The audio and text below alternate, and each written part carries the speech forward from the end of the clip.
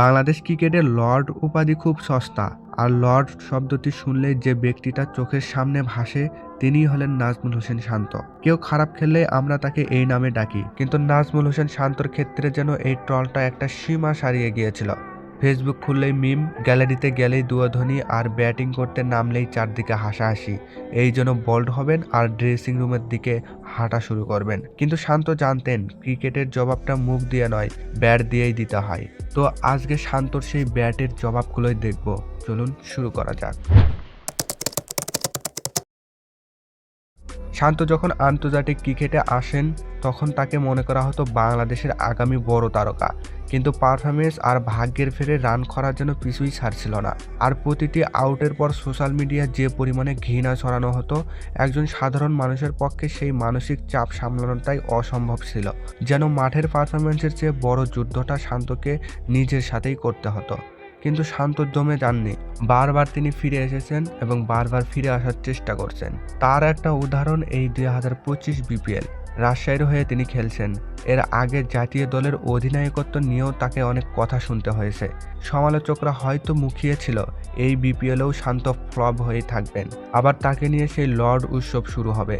কিন্তু এবার চিত্রটা ভিন্ন রকম। টুর্নামেন্টের শুরু থেকেই শান্তর ব্যাটে একটা অন্যরকম ক্ষোধা দেখা যাচ্ছিল, যেন প্রতিটি শট দিয়ে বুঝিয়ে দিচ্ছিলেন শান্ত ফুরায় যায়নি। বাউন্ডারি, ওভার বাউন্ডারি আর ড্যাশিং শটে মাঠের চারপাশ দিয়ে বল পাঠাচ্ছিলেন। যখন সেঞ্চুরিটা পূরণ করলেন তখন গ্যালারিতে লর্ড বলে ডাকা সেই দর্শকরাই দাঁড়িয়ে হাত তালি দিচ্ছিল, যারা একসময় তাকে লর্ড উপাধি দিছিল। এখন একটু স্মার্টলি চিন্তা করি শান্তর এই অসম্ভব কামব্যাকটা নিয়ে। বাংলাদেশ ক্রিকেটের মধ্যে সবচাইতে বেশি গালি খাওয়া প্লেয়ারটাই বোধহয় শান্ত, কিন্তু তিনি মিডিয়ার সামনে কখনো ভেঙে পড়েননি। যেন তিনি ট্রলকে জ্বালানি হিসেবে ব্যবহার করেন। একসময় যাকে লর্ড শান্ত বলে বিদ্রূপ করা হতো, আজ তাকেই বাংলাদেশ ক্রিকেটের কাণ্ডারি মনে করা হচ্ছে। তাই তো সামনের টি-20 বিশ্বকাপে তিনি এখন অটো চয়েস। তবে কঠোর পরিশ্রম যদি সঠিক পথে থাকে তবে আপনি সিংহাসন ফিরে পাবেনই পাবেন। আর নাজমুল হোসেন শান্ত সেটাই করিয়ে দেখিয়েছে।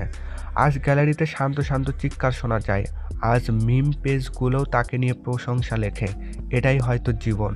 আপনার যখন খারাপ সময় চলবে কেউ আপনার পাশে থাকবে না, কিন্তু যখন সফল হবেন পুরো দুনিয়া আপনার পায়ের নিচে থাকবে। আপনি যদি নিজের উপর বিশ্বাস রাখেন এবং নিজের সাথে সৎ থাকেন তবে ট্রলও একদিন হাততালিতে রূপান্তরিত হবে। নাজমুল হোসেন শান্তর ক্ষেত্রে সেটাই হয়েছে। আপনি কি মনে করেন শান্ত কি এই পারফরমেন্স ধরে রাখতে পারবে? এই পারফরমেন্স দিয়ে কি বিশ্বকাপে বাংলাদেশকে লিড দিতে পারবে, নাকি এটা তার সাময়িক ঝলক? অবশ্যই কমেন্টে জানাবেন।